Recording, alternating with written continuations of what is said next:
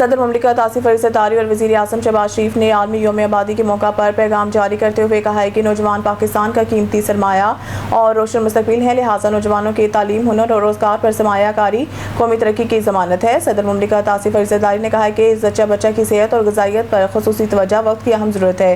خواتین کو بااختیار بنائے بغیر قومی ترقی کا خواب پورا نہیں ہو سکتا۔ شہید بے نظیر بھٹو نے خواتین کے حقوق بااختیار بنانے کے لیے تاریخی کردار ادا کیا۔ صدر مملکت کا کہنا ہے کہ آبادی اور ترقی کا باہمی تعلق ناگزیر ہے، تعلیم اور صحت میں سرمایہ کاری ضروری ہے۔ انہوں نے مزید کہا کہ پاکستان کی آبادیاتی صلاحیت کو قومی خوشحالی اور انسانی ترقی میں تبدیل کرنا ہوگا۔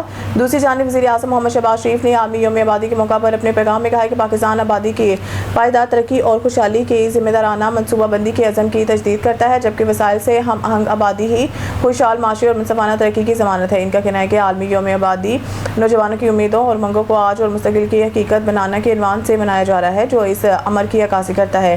ملک کے روشن مستقبل میں نوجوان کلیدی کردار رکھتے ہیں۔ وزیر اعظم نے کہا کہ پاکستان دنیا کا 5واں بڑا آبادی والا ملک ہے، جہاں 65% سے زائد آبادی کی عمر 30 سال سے کم ہے، تاہم آبادی میں سالانہ 2.55% اضافے سے تعلیم، صحت، روزگار، رہائش، غذائی تحفظ، بنیادی ڈھانچے اور ماحولیاتی پائیداری جیسے شعبوں پر بڑے چیلنجز درپیش ہیں۔